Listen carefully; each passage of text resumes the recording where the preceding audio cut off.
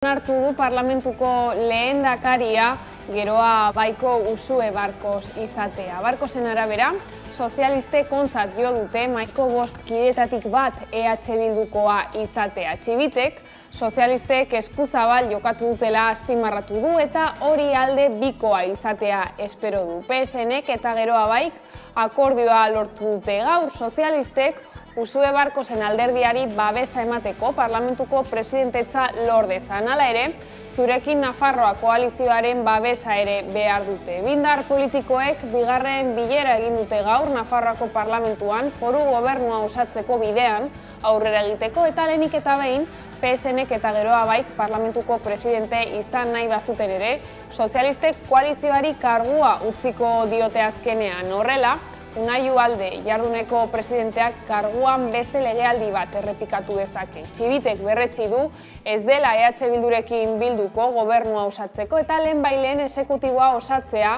desiragarria litzatekeela uste du. El Partido Socialista va a ser generoso de cara a llegar a un acuerdo y, por lo tanto, pues les hemos trasladado que el Partido Socialista cede la presidencia del Parlamento a Geroa Bai, como digo, en aras a llegar a un acuerdo y en avanzar en la consecución de ese acuerdo. Seguimos trabajando y avanzando en todos los contenidos en torno a una reedición de las instituciones y del gobierno que dé continuidad a lo iniciado la pasada legislatura. He de decir que hemos recibido con satisfacción el hecho de que el PSN haya reconsiderado su posición en una cuestión doble e importante como es la pluralidad de la mesa del Parlamento y ha reconsiderado su actitud también con respecto a la presidencia del Parlamento en ese acuerdo que Geroa Bai planteó desde el primer momento.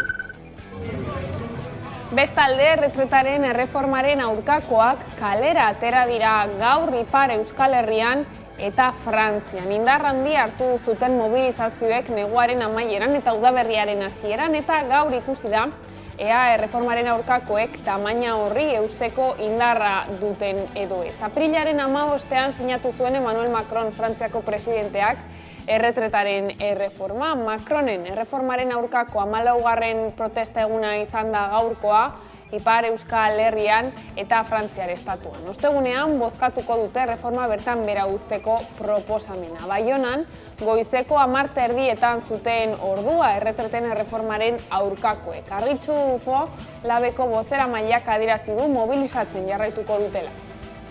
Gabe bukatuko gara, erretreta kontra erreforma kentzeko eta jendarte proiektu eta lan mundu bidezkoagoak lortzeko. Beraz, deitzen ditugu gure hiru sindikatuak parte hartzea mobilizazioetara, greba egitea, ekonomia blokatzera, ez da amore maiteko. Eta gaur eta bihar artean hasiko dira selektibitate probak. Gaur Nafarroan eta bihar Araban, Bizkaian eta Gipuzkoan. Batxilergo eredu guztientzako derrigorrezkoak diren ikasgaien azterketak egingo dituzte gaur Nafarroan. Gaztelera eta historia goizean izan dira. Eta hautatutako atzerriko hizkuntza arratsaldean izan da. Euskara, fisika, artearen historia edo biologia bezalako ikasgai zehatzen txanda bihar eta etzi iritsiko da. Hautazko ikasgaien azterketak nota igotzeko erabiltzen dira eta ez dira nahitaezkoak. Hala ere, azken urteetan gora egin du atal horretan izen emateko duten ikasleen kopuruak. 2019an ikasleen 7ak egin zuen eta urten 12%.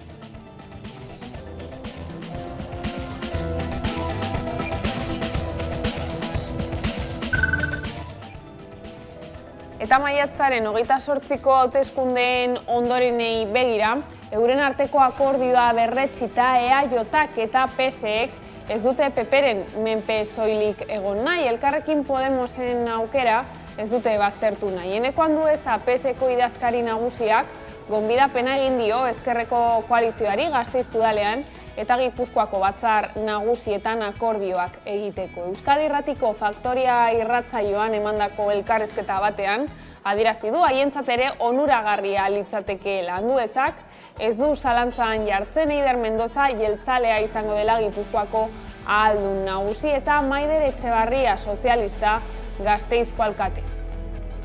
hau bizion arteko lehia bat zelakuan jarri zuten maigainean hauteskunde hauek, eta Euskal Sozialistak ederki asko utzi dugu, eta gainera lehen esaten neban moduan, oindala 4 urte irabazi genituen lekuetan berriro ere irabazi egin dugu, 3 leku gehiagotan berriro be irabazi egin dugu, eta gainera Gasteiz gobernatzeko aukeria dakagu. Beraz, nik uste dut Euskal Sozialistak ederki asko utzi dugu. Batzuek beti planteatzen dituzte hauteskundeak bien arteko lehia baten moduan, eta azkenean guk hauteskunde kanpainan esaten genuen geroz eta importantiagoak izango garela, eta hori egiaztatu egin da hauteskunde hauetan.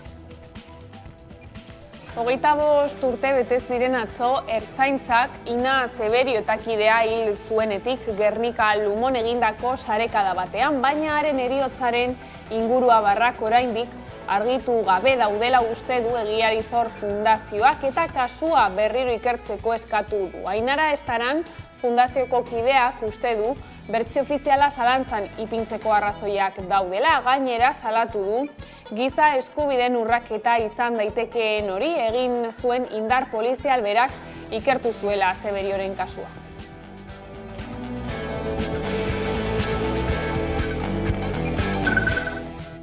Eta Gasteizko jaietarako 2 hilabete eskas falta dira, eta gaur guztien euritakoen azpian lelopean aurkeztu da jaietako kartela. Guztira, 61 kartel aurkeztu dira, eta iparraldeko eta Judimendik-ko gizarte etxeetan ikusgai izango dira uztailaren 10-tik 25-era.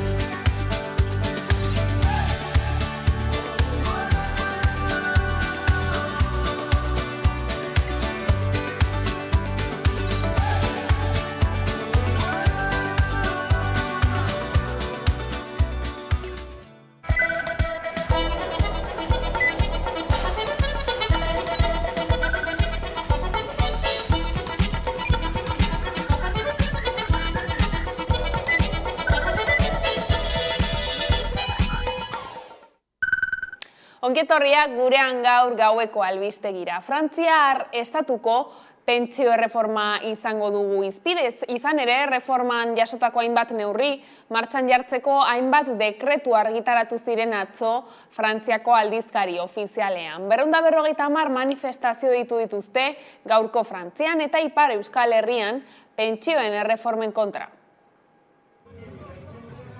Pentsio reformaren kontrako aldarriak kalera itzuli dira berriro, bai Ipar Euskal Herrian, bai Frantzian. Erretiro adina 62 urtetik 64 igotzen duen lege reforma, apirilaren erdialdean sinatu zuen Parisko gobernuak. Maiatzaren batean milaka pertsona mobilizatu ziren erreformaren kontra eta manifestazio masiburik izan ez bada ere, protestak jarraitzen duela baieztatu du berriz ere. Guk duguna ere da proiektu bat, gizarte proiektu bat. Erraitea, guk aldarrikatzen duguna da erretreta sistema publiko eta duina guztientzat. Gure ustez alternatiba hori Euskal Herritik Euskal Herriarentzat eraiki behar da. Zeren konturatzen gira, azkenean historiak guri jasoia emaiten digu, Pariseri ez diogu konfientziarik egiten al, eta ez dugu ezer itxoin haien gandik, beraz, bagoaz konfrontaziora estatuarekin. Macronek 49.3 artikulua erabili zuen legea indarrean sartzeko bozketa galtzeko beldur zelako, eta dekretuz onartu zuen erreforma Frantziako gobernuak. Ostegunean pentsio erreformaren aurkako beste eztabaida bat izango da Frantziako asamblean. Izan ere, Lio taldeak lege proposamen bat aurkeztu du erreforma bertan bera usteko, eta proposamen hori izango da osteguneko bilkuran eztabaidatuko dutena. Grebaguna izan dute berriro iparraldean beraz eta intersindikalean onartzen ez dut ere, labek ere deitu du astearteko mobilizaziora. Sindikatuek gainera argi dute tinko jarraituko dutena. Nekatuak emaiten dugu, ene ustez guk erakusten ari gira, ez garela nekatzen, determinatuak garela eta segituko dugu erretreta erreforma kendu arte. Larun batean ezoiko biltzar nagusia egin zuen Euskal Herria Baik eta hartan kide gehienak Frantziako Senatuko hauteskundetarako ezkerreko aliantza bat osatzearen alde azaldu ziren. Horrekin, hautetsi abertzale bat senatura bidali eta proiektu politiko abertzale ezkertiar, ekologista eta feminista indartu nahi dute.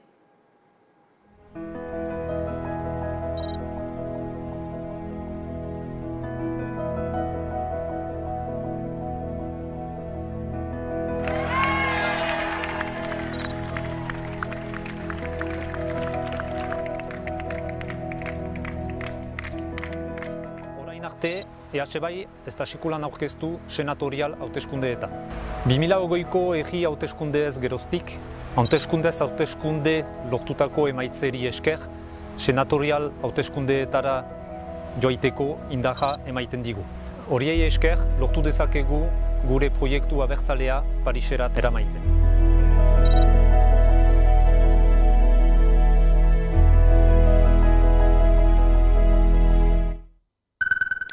Eta Ipar Euskal Herritik mugitu gabe, Baionan, Frantziako polizia antiterroristak gazte bat atxilotu zuten atzo eta beste 14 Frantziako hainbat hiritan. Hasieran ez zuten adierazi zergatik atxilotu zituzten, baina atzoko gauean Frantziako zenbait hedabidek adierazi zuten 2022ko abenduko ekintza ekologista baten harira atxilotu zituztela.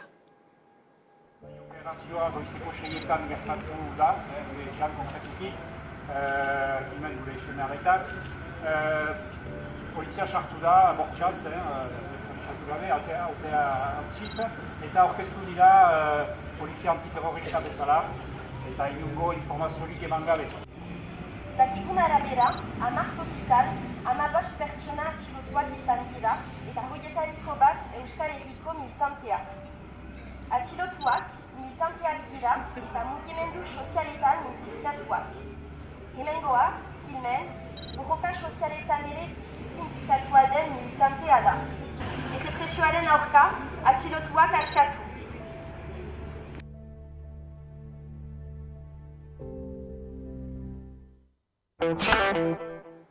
Eta hezkuntzari helduta Eusko Legebiltzarreko hezkuntza batzordean lege proiektua zorrozteko eragileen ekarpenak jasotzen segitzen dute. Besteak beste, Beñat Amenabare HUko hezkuntza fakultateko dekanoa eta Nagore Ipina eta Karmele Perez Mondragon Unibertsitateko hezkuntza fakultateko irakasle eta ikerlariak izan ziren atzo batzordean legeari zein zuzenketa egingo lizkieken xehatzen.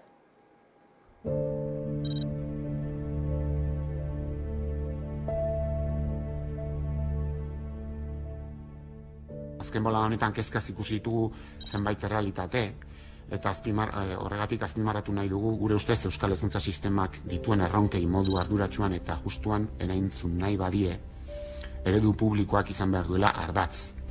Hezkuntza eskubidea bermatu nahi bada behintzat.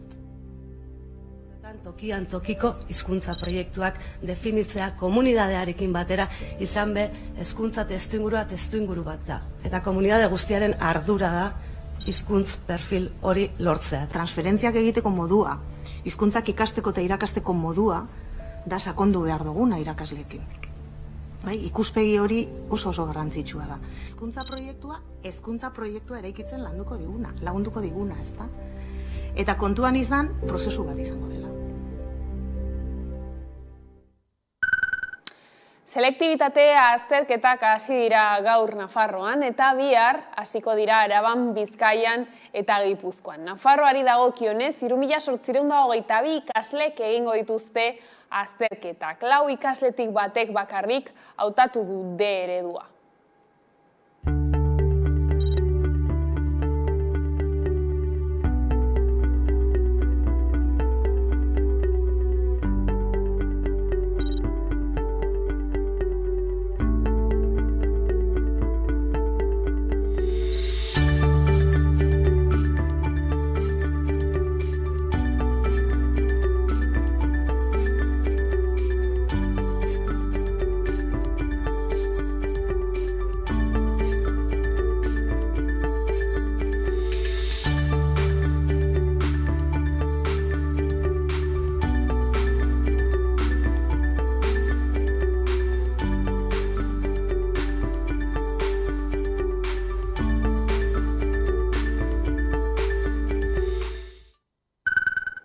Hezkuntzaren arira Euskal Eskola Publikoaren alde mobilizatuko dira ekainaren 9an Bilbon, Donostian eta Gasteizen. Euskal Eskola Publikoaz harro topaguneak adierazi du, hezkuntza lege proiektuak ez duela sistema publikoa lehenesten.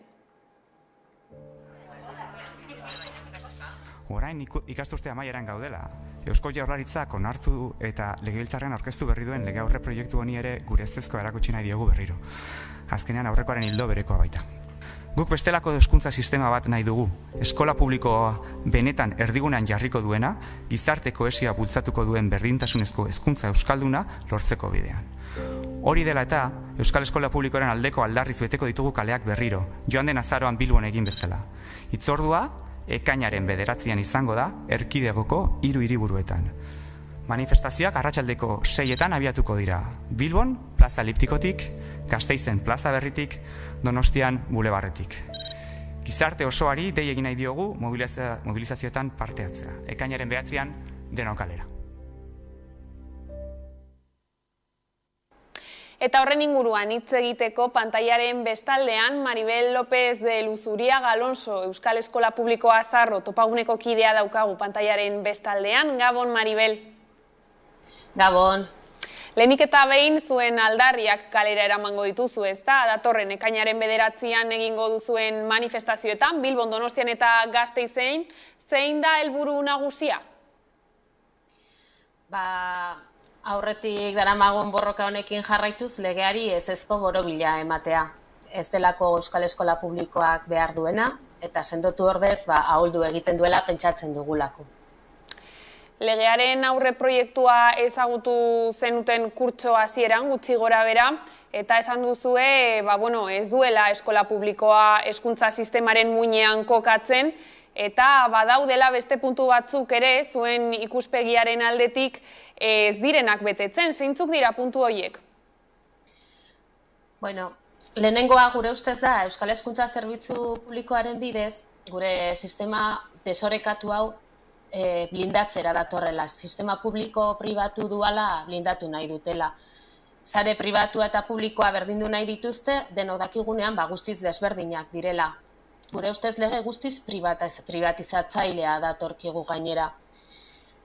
Gainera, privatizatzaile horrekin, pribatuari 100% finantziazioa emango diotela, uste dugu, eta publikoa babestu eta indartu beharrean, azteaz arduratu beharrean, pentsatzen dugu bultzada zulora bultzatuko dutela. Horrez gain ere, umeen euskalduntzea ez dela bermatzen eta segregazio arazoak ere ez dituela konpontzen esan duzue. Zein da zuen proposamena alde horretatik? Guk beti esan dugu Euskara erdigunean jarriko duen hezkuntza legea nahi dugula. Euskalduntzan hutsune nagusia, gure ustez, pribatu itunduan dago. Euskal Eskola Publikoan 80% D eredua da. Gehien euskalduntzen duen sarea da eskola publikoa. Gure ustez, euskararen ezagutza eta etorkizuna eskola publikoan jokatzen da. Orduan, berau baliabidez hornitu beharko lukete eta murgiltze eredu orokorra baimendu. Esan dugu lehen ere, ostiralean Bilbotik, Gasteizetik eta Donostiatik mobilizazioak egingo dituzuela. Zeintzuk izango dira emango dituzuen hurrengo pausuak egoera berdin jarraitzen badu? Aipatu ditudan puntu ez gain, segregazioa ez dizut erantzun barkatu lehen, segregazioaren kontra ere gauza gutxi egingo dituela uste dugu lege honek, privatizazioaren ondorio zuzena baita segregazioa. Bizare egoteak segregazioa sortzen du. Eta lege berri honek sare bakar baten alde egin beharko lukela uste dugu. Oinarriak ezarri beharko lituzke sare publiko bakar indartsu bat ezartzeko. Guk uste dugu Eusko Jaurlaritza dela egoera diskriminatzailearen erantzulea. Hezkuntza politikak egin dituzten politikak eta bidean jarri dituen legea hau aldatu beharko luke. Orduan, aldatzen ez baldin badu, kalean jarraitu beharko dugu. Zerbitzu publiko guztiak eta horien barne hezkuntza ere defendatuz. Eta horregatik, zerbitzu publikoen alde dauden guztiak Bilbon, Gasteizen eta Donostian egingo diren mobilizazioetan parte hartzera gonbidatzen ditugu. Hortxe gonbitea, mila esker Maribel, gurekin egoteagatik gertutik jarraituko ditugu mobilizazioak. Bale, mila esker zuei. Ostiralera arte. Eta hezkuntza sailak eta Labek sinatutako akordioaren kontra azaldu da ELA. Sindikatuaren ustez ez ditu konpontzen hezkuntza legearen gabeziak eta mugak. Labek akordio hori gutxiengoan sinatu izana leporatzen dio ELAk sektore desberdinetan jorra daitezken edukiak mugatzea bilatzen duela gaineratuz.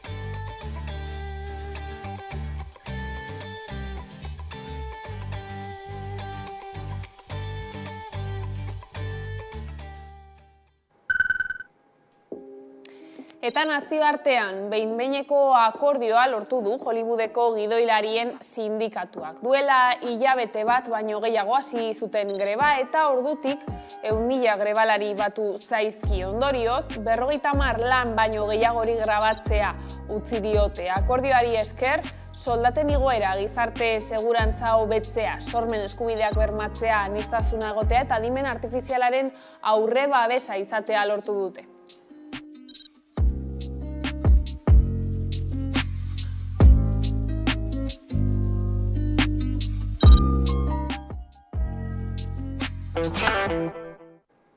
Eta manifestazioekin jarraiki greba eguna izan zuten atzo Michelin multinazionalaren Gasteizko eta Lasarte Oriako lantegietako langileek eta sindikatuek adierazitakoaren arabera ekoizpena guztiz geratzea lortu zuten zentro bietan. Momentuz, beste 3 greba egun deitu dituzte.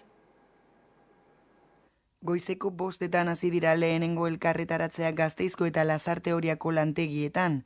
Gasteizen zentraleko iturriek El Correo egunkariari adierazi diotenez, ekoizpen lerrotan 183ko jarraipena izan du grebak. Arabako hiriburuan kokatuta dagoen lantegian 3.300 langilek lan egiten dute. Kamioientzat eta obra publikoetako ibilgailuentzat gurpilak egiten dituzte. Gasteizen gutxiengo sindikalak egin du greba deialdia. Hau da, ELA, LAB, ESK eta CGT sindikatuek langile batzordearen babesik gabe. Komisiones Obreras, UGT, CESIP eta CCM sindikatuek osatzen dute gehiengo sindikala. Azken asteotan greba bertan behera ustea eskatu zuten, baina ez dute lortu. Gipuzkoako lantegian berriz 500 langile daude. Kasu honetan lana uzteko deia langile batzordeak egin du. LAB, Komisiones Obreras, UGT, ELA eta CCI sindikatuek hain zuzen ere. 4 greba egun egingo dituzte ekainean eta uztailean, gainera goizeko 9:30 auto-ilara bat osatu dute Lasarte Oriako kaleetan. Michelinek 112ko soldata eskaera eskaini du datozen 4 urteotan. Sindikatuek nahi dute ordea soldateko kontzeptu guztiak inflazioarekin lotzea. Horrekin batera lanaldia eta behin-behinekotasuna murriztea eskatu dute.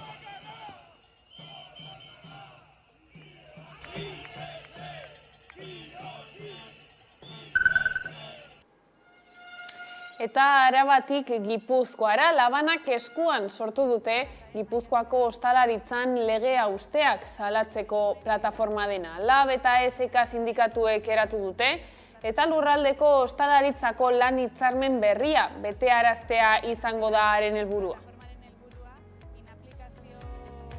Inaplikazioak sortu ditzakeen abusuzko egoerak salatzea izango da. Horretarako protokolo bat eratu dugu eta... Eta pertsonen kudeaketaren berrikuntzarako taldeak aste honetan egin du lehen bilera Eusko Jaurlaritzako lan eta enplegu sailak jakinarazi duenez. Talde horren lana izango da besteak beste asteko lanaldia 32 ordura murrizteko proiektu pilotu bat probatzea, aztertzeko zer eragin izango lukeen halako neurri batek Araban, Bizkaian eta Gipuzkoan. Araba, Bizkaia eta Gipuzkoan asteko lanaldia 32 ordura murrizte aztertzeko mahaia eratu dute. Talde horren lana izango da, besteak beste, asteko lanaldia 32 ordura murriztea, telelanaren formulak aplikatzea eta enpleguan eragina duten enpresen erabaki estrategikoetan langileen kodeterminazioa duten eragina aztertzea. Jaurlaritzako lan sailak Komisio Obreras eta UGT sindikatuek osatzen dute mahaia. Hala ere, Lena Perez, lan eta gizarte segurantzako sailburu ordeak adierazi duenez, gizarte eragile guztiak gonbidatu dituzte, baina uko egin diote parte hartzeari, Confebax, ELA eta LAF kasu. Osatu dute mahaia eta lehenengo bilera egin dute, orain urtean zehar programa zehaztuko dute. 2024an proiektu pilotu bat esploratu ahal izateko. Proiektuaren diseinuak nazioartean esperientzia duen Future Policy Lab jakintzaren eta berrikuntzaren askotariko disiplinetako foraren laguntza akademikoa du. Bestalde, Eusko Jaurlaritzako segurtasun sailburu Josu Erkorekak Frantziako Turreko lehen 3 etapetako segurtasun publikoaren gida planaren lerro nagusiak aurkeztu zituen atzo eta ertzainen protestekin batera iritsi da aurkezpena. Baina sailburuaren esanetan, lasterketako segurtasuna bermatuta dago. Turreko lehen 3 etapak arriskuan egon daitezkela ere esan dute eta Jaurlaritza haiekin izaten ari den jarrera kritikatu du. Hilabete baino gutxiago gelditzen da Frantziako turra hasteko. Lehenengo 3 etapetan txirrindulariek Euskal Herria zergatuko dute. Hala, Jaurlaritzak planifikatutako segurtasun eta mugikortasun operatiboa aurkeztu dute. Denera 1700 ertzain eta 100 udaltzain arituko dira egunero. Baita dozenaka zuhiltzaile eta larrialdetako langile ere. Hala ere, ertzainek mehatxua luzatu dute. Izan ere, lehenengo 3 etapak arriskoan egon daitezkela esan dute eta Jaurlaritza haiekin izaten ari den jarrera kritikatu. Baina Josu Erkoreka, segurtasun sailburuak ez du uste inork turra boikoteatzeko asmorik duenik. Zer nolako adierazpenak egin dituzten ustez mugimendu horren bosemaileak direnak, nik uste dut argi eta garbi azaltzen direla turra ez boikotatzearen alde eta turra ahalbidetzearen alde, ez dut uste inok benetan zalantzan jarriko duenik turraren errealitatea Euskadi eta horrek ekarriko dituen posa. Edonola ere ertzainak borrokan plataformak deituta polizia agenteek zenbait protesta egin dituzte azken asteetan, besteak beste 1.100 euroko soldata igoera eskatzeko. Horrez gain, Erne, Esan, Euspel eta Zipe sindikatuek oharbidez adierazi dute nazkatuta daudela segurtasun sailaren arrokirerekin. Langileen lan baldintzak eguneratzeko inongo asmorik ez duela egotzita. Adierazpen horiek igandean Iñigo Urkullu lehendakariak esandakoaren erantzuna dira. Izan ere Urkulluk azaldu zuenez, erakundaren lehentasuna da gizartearen segurtasuna. Hala ertzaintzaren eta gizartearen arteko konfiantzaren zubia zutunik mantentzeko eskatu zuen. Bien bitartean ertzainek protestekin jarraitzen dute, zailari arrokeriaz aritzea leporatu diote eta polizien aurkako diskurtsoak auspotzea. Imanol Telleria parte hartu ikerketa taldeko kidea elkarrizketatu dugu gaurkoan 11 telebistan. Bere esanetan, 4 urtean behin botoa ematea minimoen demokrazia da eta herritarren desmobilizazioa eragin dezake. Hori horrela, demokrazia pentsatzeko beste eredu batzuk abian jarri behar direla dio, demokrazia parte hartzailea, demokrazia zuzena edota demokrazia deliberatiboa besteak beste. Eta erreskatatu edo desagertzen ari den demokrazia, baina, bueno, bai argi dago, eta hori atera zen jardunaldietan ere, ez, esango nukenik, betiko demokrazia liberala, ez, hainbat aldiz, edo betidanik gizarte mugimenduetatik kritikatu egin duguna, nolabait arriskuan dago eskuin muturreko gorakadaren eskutik, ez, eta horrek horrekin lotuta, ez,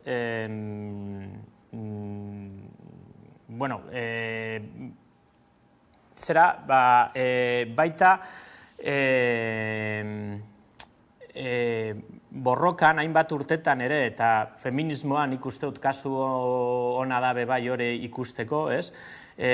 Demokrazia liberal hori arriskuan daiteke, baina baita horrekin lotuta lortutako eskubideak, ez? Eta kasu honetan,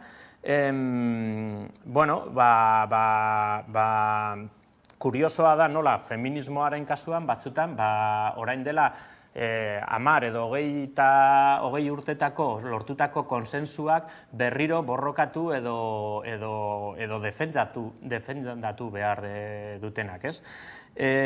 Hemen, analizi ez dut egingo nik horren inguruko dinote analizi sakon bat, eskuin muturreko gorakadarena, faktore eta aldagai asko daude eta konplexua da analizia, baina ematen du nahiko argi dagoela hainbat ikerketan eta eskuin muturrak jakin izan duela gizartearen hainbat ezinegonak bereganatu eta noski bereganatu eta erabili gero babesa eta botoak lortzeko, ez? Eta, eta han, alde batetik horiek lortutako boto horiek eta gorakada hori importantea da, baina botoaz aparte edo gobernatzea lortu edo ez, eskuin muturrak edo beste edo eskuin alternatiboa deitzen dena, hau espektro ideologikoa da, ez bakarrik eskuin muturra klasikoa, baina ja garatzen ari den, zabaltzen ari den eremu ideologiko zabalagoa, ez? Eta nik uste dut beste garaipen bat ere lortzen ari dela, eta da borroka kulturala ideologikoan ere bere diskurtsoak plazaratu eta protagonismo eta ez dakize puntutaraino hainbat gaietan inkluso hegemonikoa bihurtzea, ez? Naiz eta potere instituzionala politikoa ez eskuratu, ez? Eta, eta horren kontra, ez, zer edo horren kontra, nik uste dut alde batetik, lehia elektorala handago eta importantea da, eta han borrokatu behar da nolabait beste alternatibak ere eskaintzea gizarteari, jendearen ezin egon horiek aipatu ditugunak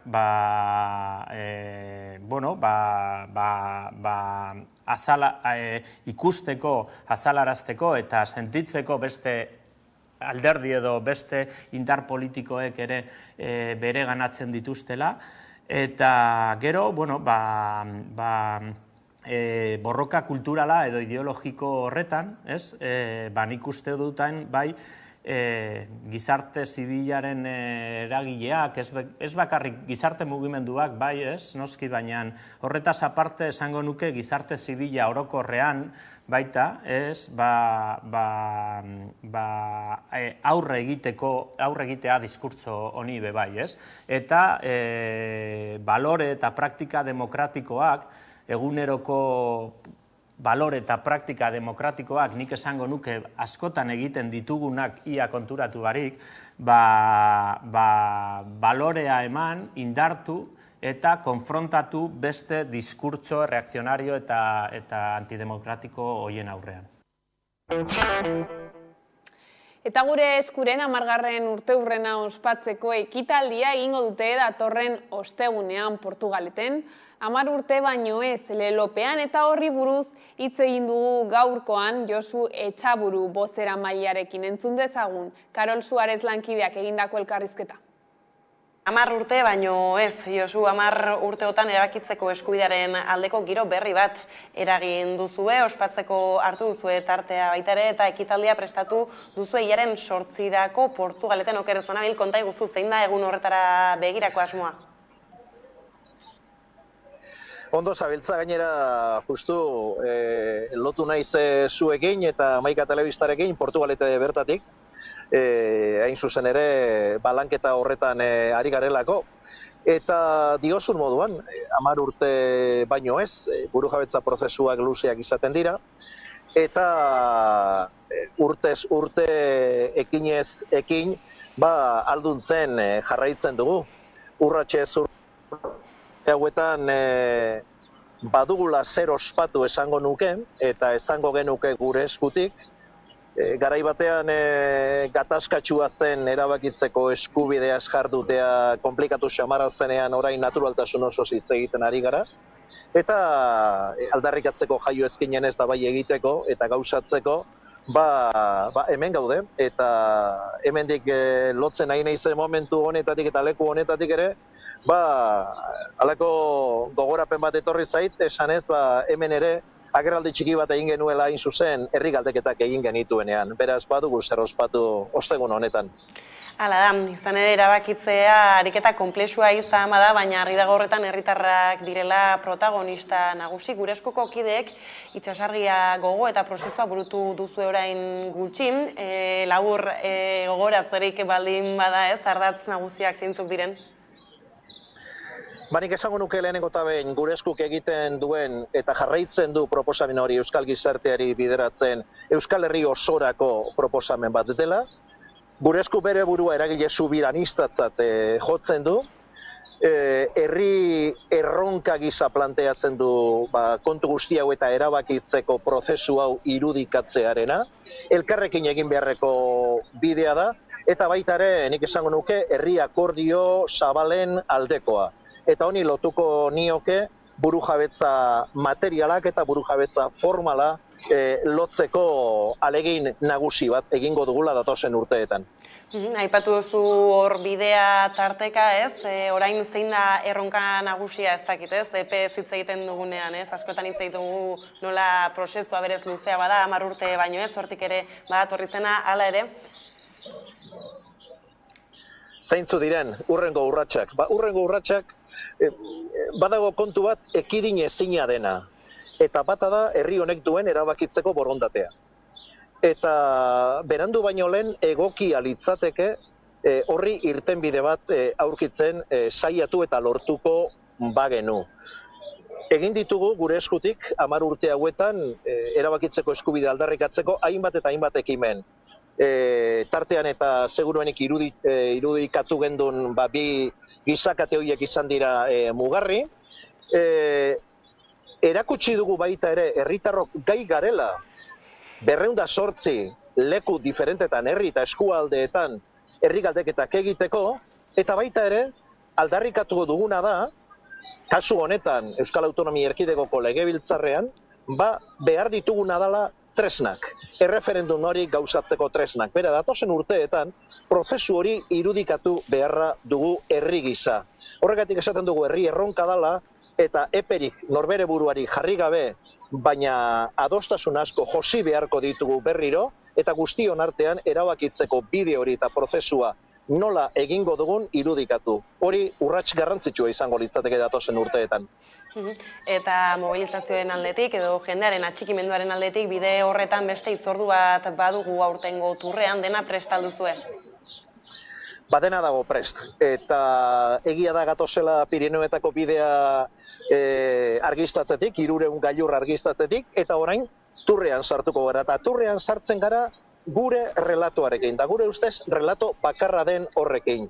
Kontua ez da aurreneko 2 etapak leku batetik igaroko dirala eta gero beste estatu batera pasatuko dirala. Ez, 3 etapa horiek eta beste etapa bat ere, hor Siberuako herrietatik eta igaroko dena, Euskal Lurraldeetan emango den ekimena da.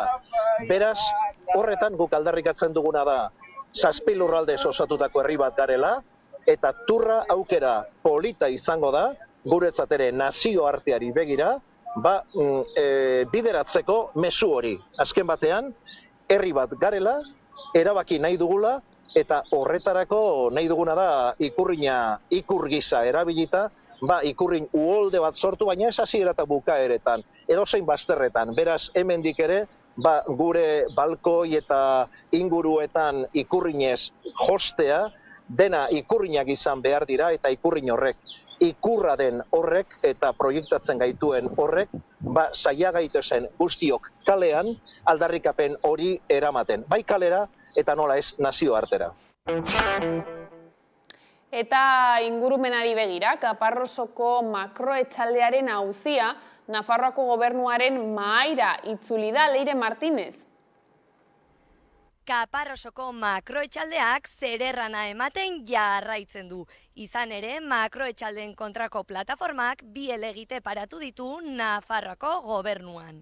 Valle de Odieta entrepresak Kaparrosoko ustiapena handitu nahi du eta horretarako abereek tratatzen dituzten hondakinak bideratzeko proiektua aurkeztu du. Baina plataformaren arabera, Valle de Odieta entrepresak legezko mugak saihesten ari da.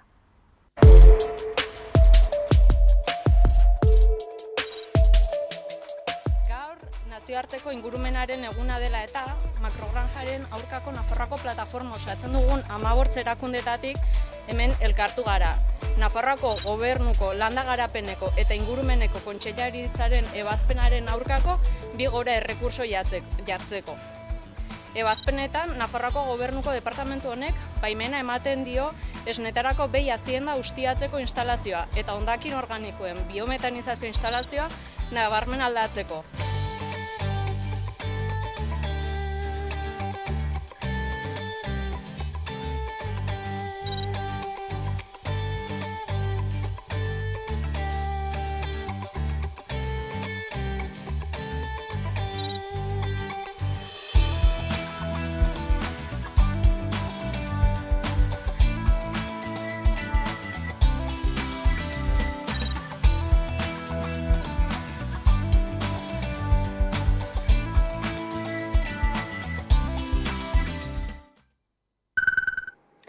Ingurumenarekin jarraiki urtero 400 milioi tona hondakin plastiko sortzen dira eta erabilera bakarreko plastikoen 85% zabortegietan edo ibai, itsaso eta paisaiak kutsatzen amaitzen du. Testuinguru horretan, plastikoen kutsadura gutxitzeko nazioarteko itun bat lortzeko bidean dira. 2024 garren urtean amaituko dute eta arrisku handiko plastiko produktuen eta material kaltegarrien ekoizpena eta kontsumoa murrizteko beharrezkoak diren debekuak eta neurriak ere hartuko dituzte barne.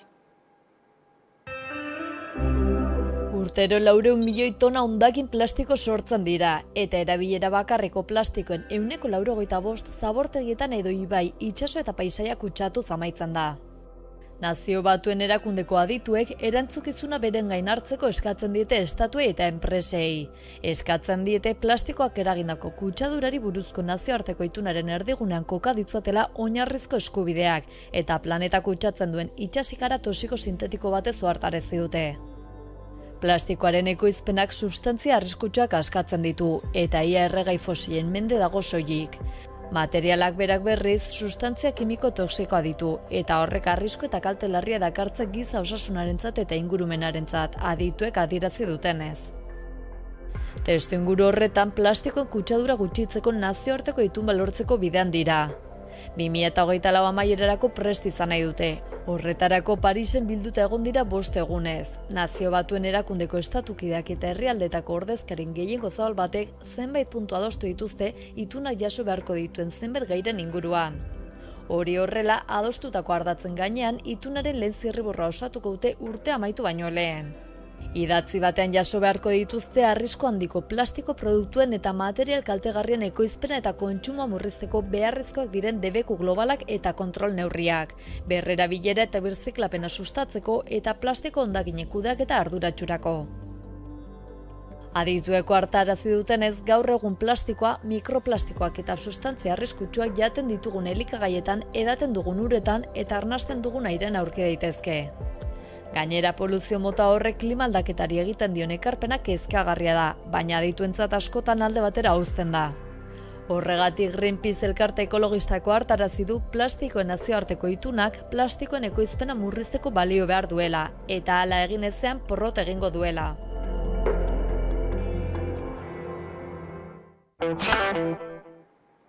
Eta Gipuzkoan Donostiako pasealeku berria dagoeneko ireki dute. Urgul mendiaren hegala egonkortzeko obrak amaitu dituzte 4 hilabeteko obren ostean. Mendi mazela ez egonkorrena indartu dute, azken urteotan harkaitz jausiak izan baitira eta hormigoizko behin-behineko hormak jarri behar izan dituzte. Obra horretarako 726.000 euro bideratu dira. Donostialdeko pasealeku berriari buelta emateko ohitura zuten herritarrek berriro egin dezakete, ibilbidea 4 hilabetez itxita egon ondoren. Otsaiaren 6tik ekain hasiera arte itxita izan da, ibilbidearen erdialdean mendi hegala sendotzeko lanak direla eta.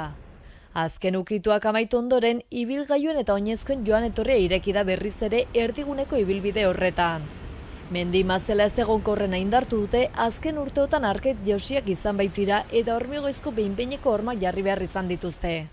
Horrek daukan helburua da, momentu honetan paseo berrian hormigoizko pareta batekin babestua dagoen gune guzti hori birgaitzea, segurtasun neurriak hartzea eta hormigoizko pareta hori kendua izatea paseo berria bere horretan uzteko. 110 inguraketa jarri dira orotara, batzuk 40 tonako kablez eginak mazelari eusteko, eta beste batzuk hegalean metalezko sareari eutsiz, harririk ez erortzeko. Hori ala hormaren onduan pare bat bolardo jartza baino ez da falta. Datozen egunetan iritsiko direnak, baina gainerako lanak amaitu direnez, pasealeku berria irekitza erabaki da. Bolardo horiek joango diren espazio txikia esituz. Obrak 726.000 euroko aurrekontua izan du, eta hormigoizko horma batez babestuta zegoen 100 metroko luzera zuen zonari eragin dio, erortzen ziren harriek oinezkoengan eraginek izan ez ezaten.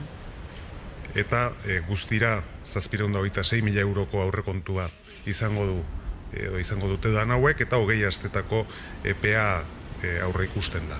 Otsailean hasi ziren lanek Biribilgunetik Oteizaren eskulturarako ibilbide ixtea behartu dute, segurtasun arrazoiak medio, baina esan bezala berriz ere ibilgailuen eta oinezkoen joan etorria ireki da behin lanak amaituta.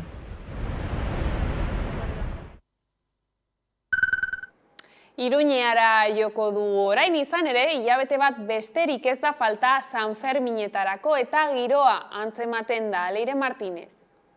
Gaur ekainak 6 ditu, eskalerika famatuan gaude eta justo hilabete bat falta da San Ferminetarako. Hasi dira beraz, azpiegitura muntatzen eta justo gure gibelean entzierroaren esia paratu dute. Udalak baita ere eskainiko duen kontzertuen zerrenda luzatu du, horien artean ETS eta Merina Gris. Eta hori gutxi balitz, Enrique Maiak txupinazoa Osasunak jaurtiko duela errandu. Hilabete falta da munduko festa hoberenei hasiera emateko. Eta dagoeneko azpiegiturak paratzen hasi dira hiriko zenbait zokotan. Horietako bat, San Ferminetako entzierroaren esia da. 858 metro biltzen ditu.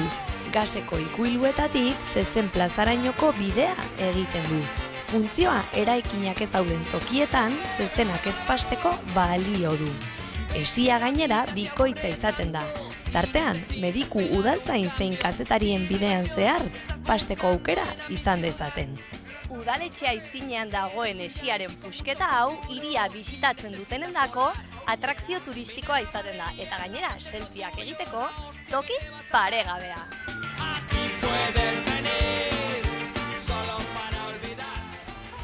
Eta esiarekin batera, udalak San Ferminetako kontzertuak iragarri ditu. Gaztelu plazan joko duten taldeak, Ana Mena, Merina Gris, ETS, Fangoria, Dani Fernández, Funzoan Babiloud, La Señora Tomasa eta Lágrimas de Sangre izanen dira. Hori gutxi balitz, Iruñeko alkateak errandu, San Ferminetako txupinazoa Osasunak jaurtiko duela. San Ferminetarako elementuak bilduz doaz, eta iruindarrak festarako irrikitan dira.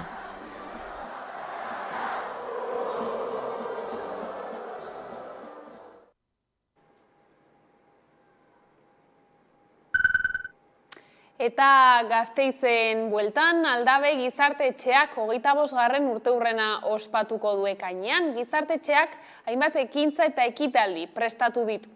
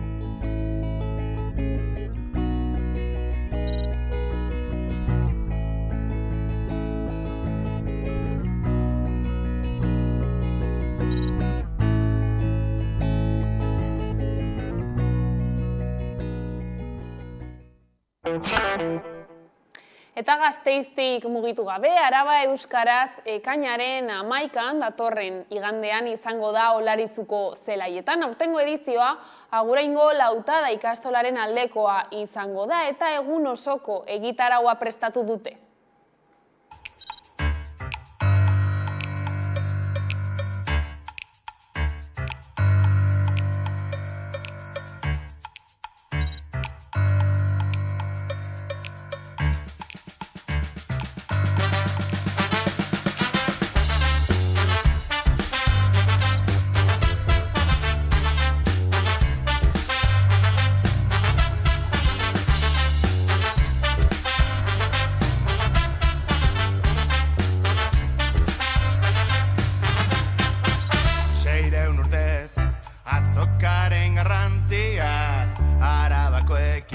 Euskal Herriko erdia, orduko garaiei, heldutako inertziaz denbora luzean auspotu du hizkuntza herria.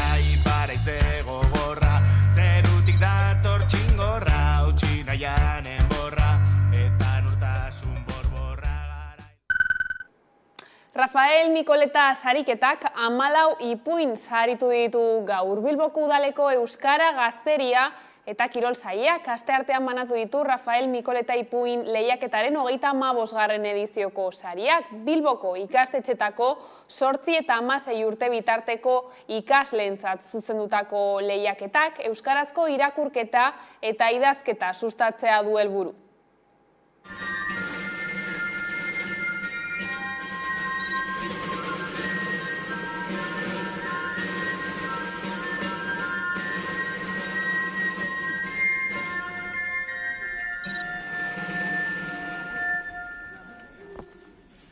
Eta dagoeneko 35 dira. Imaginatu eta idatzi dituzuen istorioekin guk harritzea lortu duzue berriro. Fantasia, abentura edo fikzioa, baina errealismoa ere bai. Ardura handiko gaiei heltzeko orduan dela anorexia edo dela gerra. Gogoetak, kasu askotan zegoen bizipenen gainean, erakutsi zer garrantzi duten balioek zuen eguneroko bizi moduan. Izan ere, adiskidetasuna, errukia, empatia, zintzotasuna eta ausardia izan dituzue gai. Eta errespetua ere bai. Dela inguruan ditugun pertsonen alderako, dela ingurumenaren alderako. Beti diot gauza bera. Denok behar dugu beste guztion errespetua. Baina beste guztien, bakoitzaren errespetua behar dute.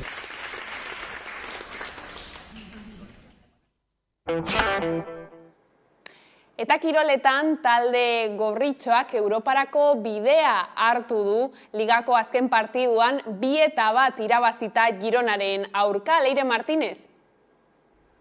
Osasunak Europarako bidea hartu du igandean ligako azken partiduan 2-1 irabazi eta gero.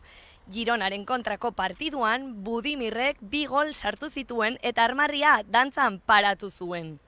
Osasunak denboraldi paregabea egin du eta oraindik Sevillako bestondoaz errekuperatzen ari da. Arrasateren taldea, musika, kantu eta kolore gorrien elastikoek armarria dantzan paratu zuten.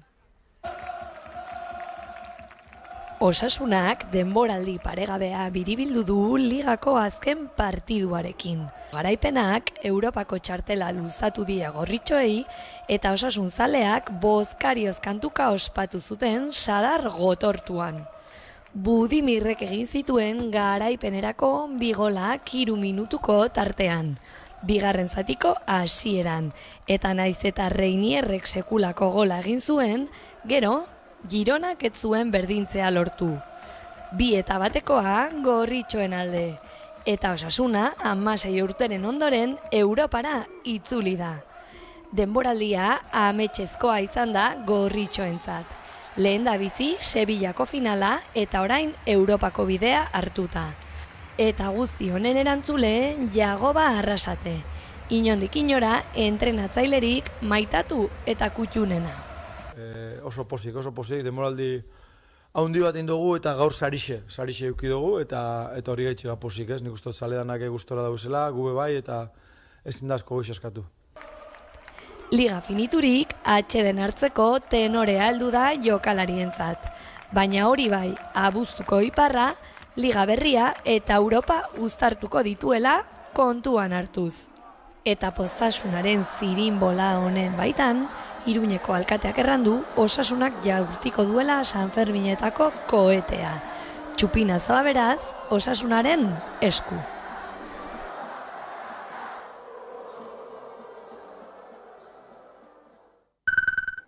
Bere aldetik, Ados Pilotak bere bigarren San Fermin txapelketa aurkeztu du astearte honetan Iruñeko udaletxean. 6 bikotek hartuko dute parte eta uztailaren 5ean jokatuko da finala Labriten.